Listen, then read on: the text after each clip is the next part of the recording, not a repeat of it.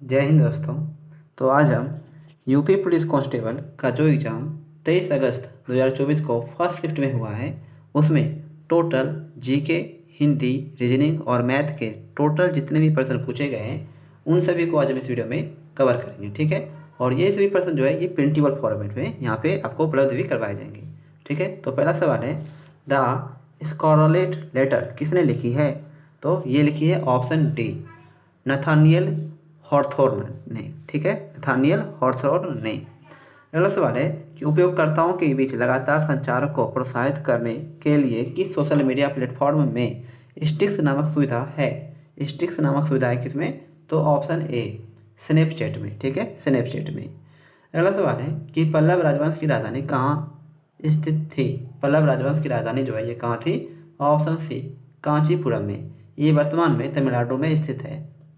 पल्लव राजवंश की राजधानी, ये जो है पल्लव राजवंश की राजधानी थी, यह 3वीं से 9वीं शताब्दी तक उनका प्रमुख केंद्र रहा और कला, वास्तुकला तथा शिक्षा का महत्वपूर्ण ये केंद्र था। अगला सवाल है कि वित्तीय स्थिरता बोर्ड क्या करता है? वित्तीय स्थिरता बोर्ड जो है ये क्या काम करती है? तो ऑप्शन डी, यह वित्तीय स्थिरता सुनिश्चित करता है। ठीक है, यह वित्तीय स्थिरता सुनिश्चित करता है। अगला सवाल है कि जीएसटी के ब्रांड एम्बेसडर के रूप में कौन चुना गया था? जीएसटी के ब्रांड एम्बेसडर के रूप में कौन चुने गए हैं? तो ऑप्शन डी, अमिताभ बच्चन को जो है ये जीएसटी के ब्रांड एम्बेसडर के रूप में चुना गया है। अगला सवाल है, निम्नलिखित में से कौन सी रेखा फ्रांस और जर्मनी के बीच की सीमा है? फ्रांस और जर्मनी के बीच की सीमा है ऑप्शन सी, सिगफ्रीड लाइन। ठीक है, सिगफ्रीड लाइन। अगला सवाल है कि विदेश व्यापार महानिदेशालय किस मंत्रालय के अंतर्गत आता है? विदेश व्यापार महानिदेशालय किस मंत्रालय के अंतर्गत आती है? तो ये आती है ऑप्शन डी, वाणिज्य एवं उद्योग मंत्रालय के अंतर्गत। वाणिज्य एवं उद्योग मंत्रालय के अंतर्गत। और दोस्तों, अगर अभी तक आपने हमारे यूट्यूब चैनल को सब्सक्राइब नहीं किया है तो प्लीज़ हमारे यूट्यूब चैनल को सब्सक्राइब कर लें और इस वीडियो को ज़्यादा से ज़्यादा अपने दोस्तों में शेयर करें। ठीक है, और इसके बाद जो है सेकेंड शिफ्ट में जो भी प्रश्न पूछे गए हैं उसका वीडियो जो है आज रात को 8 से 10 बजे के बीच जो है वो अपलोड कर दिया जाएगा। ठीक है, तो अगला सवाल है कि परमाणु ऊर्जा के उत्पादन के लिए कौन सा तत्व आवश्यक है? परमाणु ऊर्जा के उत्पादन के लिए कौन सा तत्व आवश्यक है? तो यह है ऑप्शन डी, यूरेनियम जो है ये आवश्यक है। ठीक है, यूरेनियम। अगला सवाल है, नोएडा उत्तर प्रदेश के किस जिले के अंतर्गत आता है? नोएडा जो है ये उत्तर प्रदेश के किस जिले के अंतर्गत आता है? ऑप्शन डी, गौतम बुद्ध नगर के। गौतम बुद्ध नगर के। अगला सवाल है, विश्व डाक दिवस कब मनाया जाता है? विश्व डाक दिवस मनाया जाता है ऑप्शन डी, 9 अक्टूबर को। ठीक है, 9 अक्टूबर को, जो यूनिवर्सल पोस्टल यूनियन की स्थापना की वर्षगांठ है। ठीक है। अगला सवाल है कि जून 2024 तक संघ गृह मंत्रालय का प्रमुख कौन है? जून 2024 तक संघ गृह मंत्रालय का प्रमुख कौन है? तो यह है ऑप्शन डी, अमित शाह। ठीक है, अमित शाह। अगला सवाल है कि इंडियन नेशनल कांग्रेस की स्थापना किस वर्ष में हुई थी? इंडियन नेशनल कांग्रेस की स्थापना जो है ये हुई थी ऑप्शन डी, 1885 ईस्वी में। ठीक है, 1885 ईस्वी में। अगला सवाल है कि भारत का पहला हवाई अड्डा कहाँ स्थित है? भारत का पहला हवाई अड्डा जो है ये ऑप्शन बी, बम्बई या मुंबई में स्थित है। ठीक है, और ये जो है 1928 में बॉम्बे में स्थापित किया गया था। भारत का पहला हवाई अड्डा जो है ये 1928 में बॉम्बे में स्थापित किया गया था। अगला सवाल है कि भारत में व्यवसायों के लिए सेवाओं हेतु जीएसटी पंजीकरण के लिए थ्रेशोल्ड लिमिट क्या है? भारत में व्यवसायों के लिए सेवाओं हेतु जीएसटी पंजीकरण के लिए थ्रेशोल्ड लिमिट क्या है? तो यह है ऑप्शन ए, 20 लाख। ठीक है, 20 लाख। अगला सवाल है, डैश में दुर्भावनापूर्ण फाइलों वाली छवियों का उपयोग हैकर को आपके खाते की जानकारी चुराने या आपके कंप्यूटर को संक्रमित करने में मदद करने के लिए किया जाता है? तो यह है ऑप्शन ए, इमेज फिशिंग का। ठीक है, इमेज फिशिंग का। अगला सवाल है कि क्रोएशिया गणराज्य की राजधानी क्या है? क्रोएशिया गणराज्य की राजधानी जो है ये क्या है? Option C, Zagreb. ठीक है, जागरेब। जागरेब जो है ये क्रोएशिया गणराज्य की राजधानी है और सबसे बड़ा ये शहर है। ठीक है, जागरेब जो है ये क्रोएशिया का सबसे बड़ा शहर भी है। अगला सवाल है कि आतंकवाद से लड़ने में सूचना साझा करने किस सॉरी आतंकवाद से लड़ने में सूचना साझा करना किन तरीकों से महत्वपूर्ण हो जाता है? किन तरीकों से महत्वपूर्ण हो जाता है? तो ये हो जाती है ऑप्शन सी। ठीक है, ऑप्शन सी। यह अधिकारियों को संभावित खतरों को अधिक तेजी से पहचानने में सहायता करता है।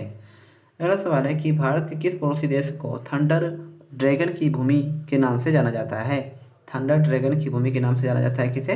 तो ऑप्शन बी, भूटान को। ठीक है, भूटान को। अगला सवाल है कि निम्नलिखित में से कौन सा सोशल मीडिया प्लेटफॉर्म नहीं है? कौन सा जो है सोशल मीडिया प्लेटफॉर्म नहीं है? तो ऑप्शन बी, गूगल जो है ये सोशल मीडिया प्लेटफॉर्म नहीं है, जबकि इंस्टाग्राम है, ट्विटर है और फेसबुक भी है।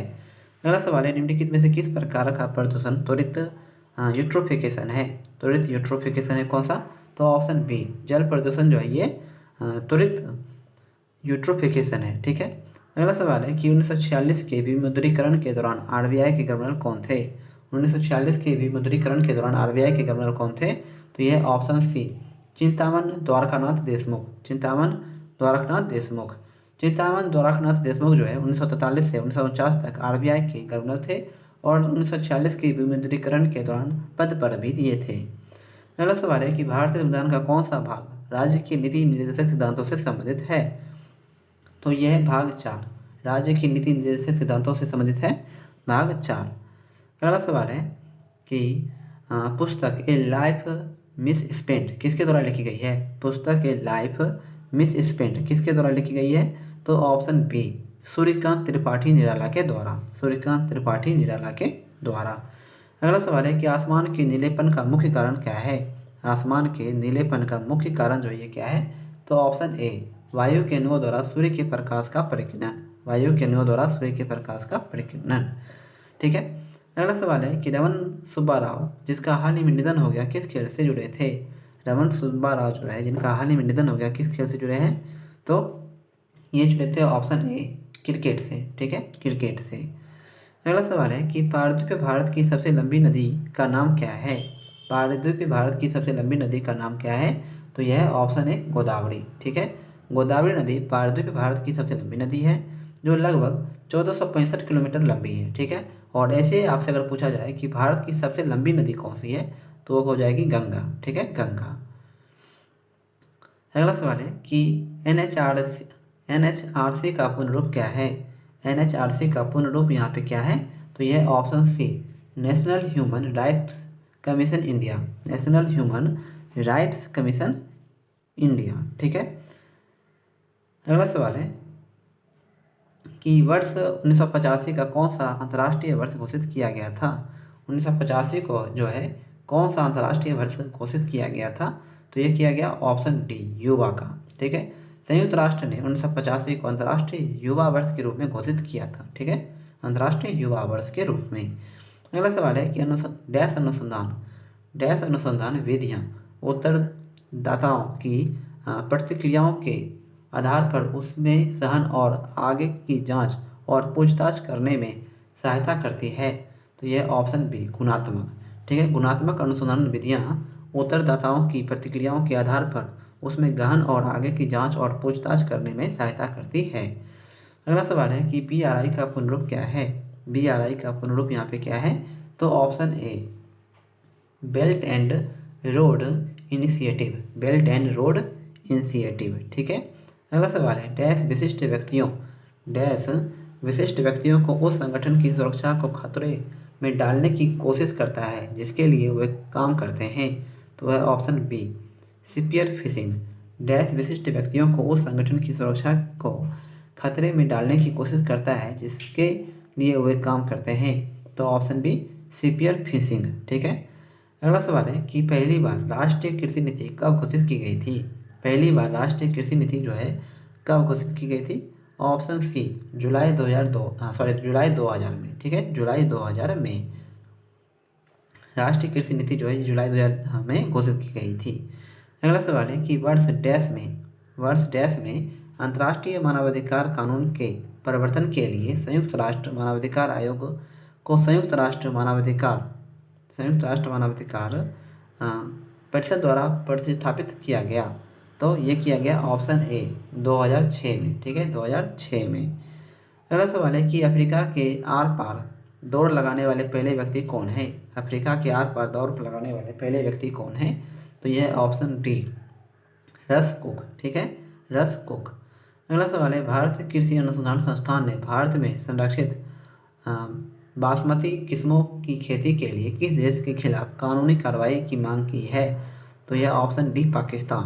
भारतीय कृषि अनुसंधान संस्थान ने भारत में संरक्षित बारहमासी किस्मों की खेती के लिए किस देश के खिलाफ कानूनी कार्रवाई की मांग की है? तो पाकिस्तान के। अगला सवाल है कि कौन सा भारतीय राज्य अपनी अनूठी वारली चित्रकला के लिए जाना जाता है? तो यह ऑप्शन ए महाराष्ट्र। वारली चित्रकला के लिए जाना जाता है महाराष्ट्र। यह जो एक आदिवासी कला है, ठीक है, आदिवासी कला है ये। अगला सवाल है कि चिकनकारी एक पारंपरिक कढ़ाई शैली है जिसकी उत्पत्ति उत्तर प्रदेश के किस शहर में हुई थी? तो यह हुई थी लखनऊ में। चिकनकारी एक पारंपरिक कढ़ाई शैली है जिसकी उत्पत्ति उत्तर प्रदेश के किस शहर में हुई थी? लखनऊ में। अगला सवाल है कि महासागरीय अम्लीकरण का प्राथमिक कारण क्या है? महासागरीय अम्लीकरण का प्राथमिक कारण क्या है? तो ऑप्शन ए समुद्री जल द्वारा CO2 का अवशोषण, ठीक है, समुद्री जल द्वारा CO2 का अवशोषण, ठीक है।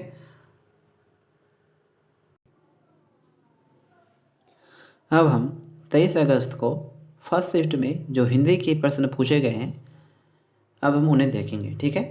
तो हिंदी का पहला सवाल है कि एक और अजगरी लखी एक और मिर्गराए विकल बटोई बीच ही प्रयोग मूर्छा खाए, इन पंक्तियों में प्रयुक्त रस है कौन सा? तो इन पंक्तियों में जो है ऑप्शन सी, ठीक है, ऑप्शन सी। तो इसका आंसर हो जाएगा भयानक रस का, ठीक है, भयानक रस का। अगला सवाल है निम्नलिखित में से कौन सा शब्द अलंकार नहीं है, ठीक है, कौन सा यहाँ पे नहीं है? तो ऑप्शन बी रूपक, ठीक है, रूपक। जब दो व्यंजन एक साथ मिलते हैं तो उन्हें क्या कहते हैं? जब दो व्यंजन जो है एक साथ मिलते हैं तो उन्हें क्या कहा जाता है? तो ऑप्शन डी संयुक्त व्यंजन, ठीक है, संयुक्त व्यंजन। ये सभी टोटल प्रश्न जो है दोस्तों 100% राइट है, ठीक है, एकदम 100%। तो आप बेझिझक सभी प्रश्नों को देखें और अपना मिला लें आंसर, आपका यहाँ पे कितना सही हो रहा है, ठीक है। अगला सवाल है अगम आगम शब्द युग्म का सही अर्थ क्या है? तो यह है ऑप्शन सी दुर्लभ उत्पत्ति, ठीक है, दुर्लभ उत्पत्ति। निम्नलिखित में से मुख का अनेकार्थक शब्द कौन सा नहीं है? कौन सा अनेकार्थक शब्द यहाँ पे नहीं है? तो ऑप्शन बी, ठीक है, विवश। निजवाचक सर्वनाम का प्रयोग किस वाक्य में हुआ है? निजवाचक सर्वनाम का प्रयोग जो है किस वाक्य में हुआ है? तो ऑप्शन बी आप भला तो जग भला, ठीक है, इसमें निजवाचक सर्वनाम का प्रयोग हुआ है। अगला सवाल है क्या भूलूं क्या याद करूं, क्या भूलूं क्या याद करूं हरिवंश राय बच्चन की आत्मकथा श्रृंखला का कौन सा भाग है? तो यह है ऑप्शन बी पहला भाग, ठीक है, पहला भाग। हिंदी भाषा के लिए साहित्य अकादमी पुरस्कार के प्रथम विजेता कौन थे? हिंदी भाषा के लिए साहित्य अकादमी पुरस्कार के प्रथम विजेता यहाँ पे कौन थे? तो यह है ऑप्शन ए माखनलाल चतुर्वेदी, ठीक है, माखनलाल चतुर्वेदी। अगला सवाल है निम्नलिखित में से वयोवृद्ध शब्द का सही संधि विच्छेद कौन सा है? वयोवृद्ध शब्द का सही संधि विच्छेद कौन सा है? तो यह है ऑप्शन डी वयोजोड़ वृद्ध, ठीक है, वयोजोड़, सॉरी सी यहाँ पे डी होगा, ठीक है, वयोजोड़ वृद्ध, ठीक है, वयोजोड़ वृद्ध। अगला सवाल है कि 2019 का साहित्य अकादमी पुरस्कार किस रचनाकार को दिया गया? 2019 का जो साहित्य अकादमी पुरस्कार था ये किस रचनाकार को दिया गया है? ऑप्शन ए नंद किशोर आचार्य को। अगला सवाल है देश प्रेम में कौन सा समास है? तो यह है ऑप्शन डी तत्पुरुष समास, ठीक है, देश प्रेम में कौन सा समास है? तत्पुरुष समास। अगला सवाल है जुबान पर लगाम ना होना का अर्थ है, जुबान पर लगाम ना होना का अर्थ है क्या? तो यह है ऑप्शन डी अनावश्यक रूप से स्पष्टवादी होना, ठीक है, अनावश्यक रूप से स्पष्टवादी होना। अगला सवाल है कि निम्नलिखित में से कौन सा अमृत शब्द का पर्यायवाची शब्द नहीं है? अमृत शब्द का पर्यायवाची शब्द कौन सा नहीं है? तो ऑप्शन डी क्षीर जो है, क्षीर, ये अमृत शब्द का पर्यायवाची नहीं है, क्षीर। कौन सा वर्ण दंत्य नहीं है? कौन सा वर्ण जो है दंत्य नहीं है? तो ऑप्शन बी ट जो है ये दंत्य नहीं है। अगला सवाल है मैंने आम खा लिया है वाक्य में प्रयुक्त काल है। मैंने आम खा लिया है में प्रयुक्त काल कौन सा है? तो यह है ऑप्शन बी, पूर्ण भूतकाल। ठीक है, पूर्ण भूतकाल। किसी एक में ही आस्था रखने वाला वाक्यांश के लिए एक शब्द बताइए। किसी एक में ही आस्था रखने वाला वाक्यांश के लिए एक शब्द बताइए। तो यह है ऑप्शन ए, अनन्य। ठीक है, अनन्य। अगला सवाल है, निम्नलिखित शब्दों में प्रयुक्त प्रत्यय किस विकल्प में ठीक ठीक प्रदर्शित किए गए हैं? तो ये किए गए हैं ऑप्शन ए, आका, आकू और आका का। ठीक है, आका, आकू और आका का। अगला सवाल है, शुद्ध वाक्य का चयन कीजिए। शुद्ध वाक्य का यहाँ पे आपको चयन करना है। ठीक है, तो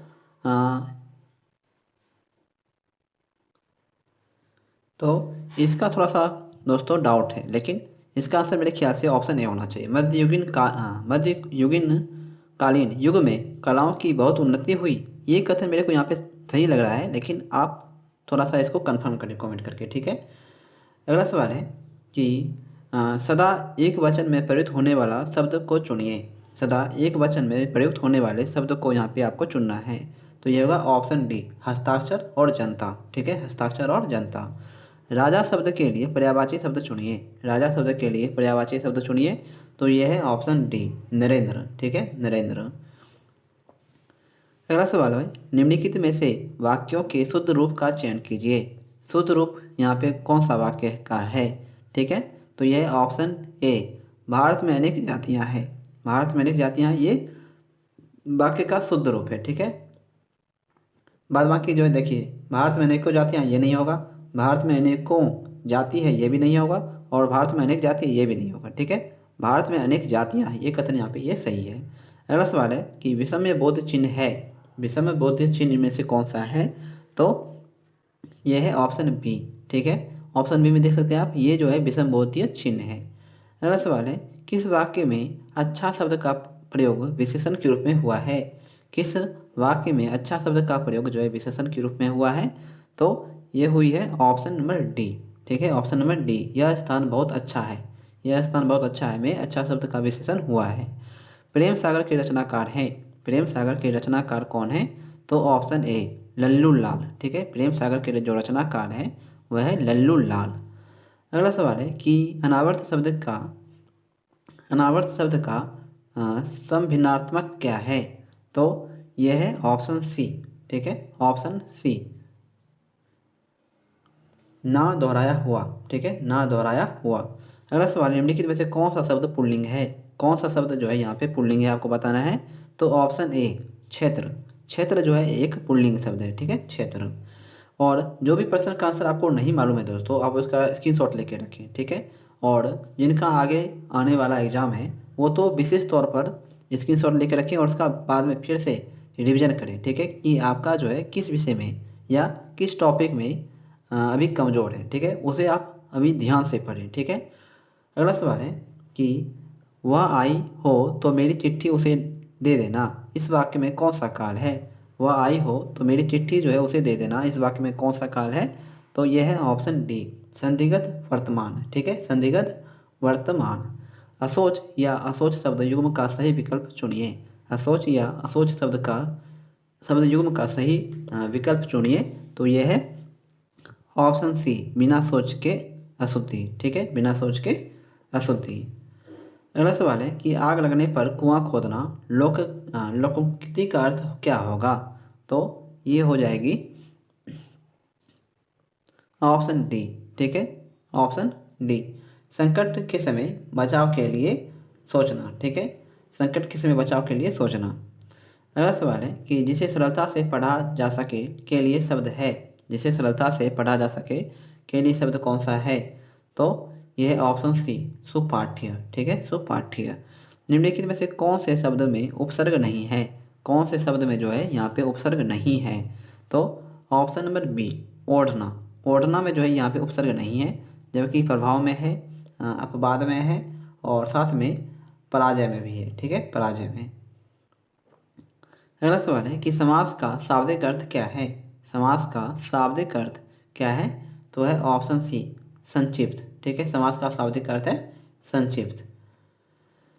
आगे जो है दोस्तों देखिए 90 से लेके 94 तक यहाँ पे गद्यांश दिया गया है। ठीक है, आपको ये सभी पढ़ के जो है आगे के प्रश्नों का यहाँ पे आपको जवाब देना है। ठीक है,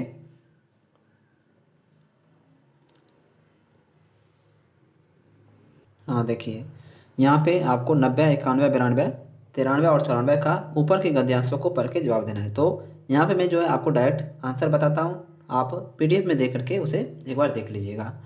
आधुनिक मानव विकास को सर्वांगीण नहीं कहा जा सकता है क्योंकि क्योंकि ऑप्शन ए साहित्य, धर्म, कला आदि मानव चेतना से निर्वासित है। साहित्य, धर्म, कला आदि मानव चेतना से जो है निर्वासित है, इसलिए। अगला सवाल है कि अणु विस्फोट को मानवतावादी की मर्यादा देना तभी संभव है जब व्यक्ति की अणु विस्फोट को मानवतावादी की मर्यादा देना तभी संभव है जब व्यक्ति की ऑप्शन सी क्षुद्रता को राष्ट्र की क्षुद्रता ना बनने दिया जाए। क्षुद्रता को जो है राष्ट्र की क्षुद्रता ना बनने दिया जाए। अगला सवाल है आज का मानव अपने व्यक्तित्व और अस्तित्व के प्रति इसलिए संकालु है क्योंकि आज का मानव अपने व्यक्तित्व और अस्तित्व के प्रति इसलिए संकालु है क्योंकि क्योंकि ऑप्शन ए वह विज्ञान की विध्वंसक शक्तियों से भयभीत है। वह विज्ञान की विध्वंसक शक्तियों से भयभीत है, इसलिए। अगला सवाल है कि हमारी हमारी विधानदृत शिक्षा का सर्वाधिक महत्वपूर्ण देन है। हमारे विधानदृत शिक्षा की सर्वाधिक महत्वपूर्ण देन है कौन सी? तो ऑप्शन ए जीवन का एकांगी विकास। जीवन का एकांगी विकास।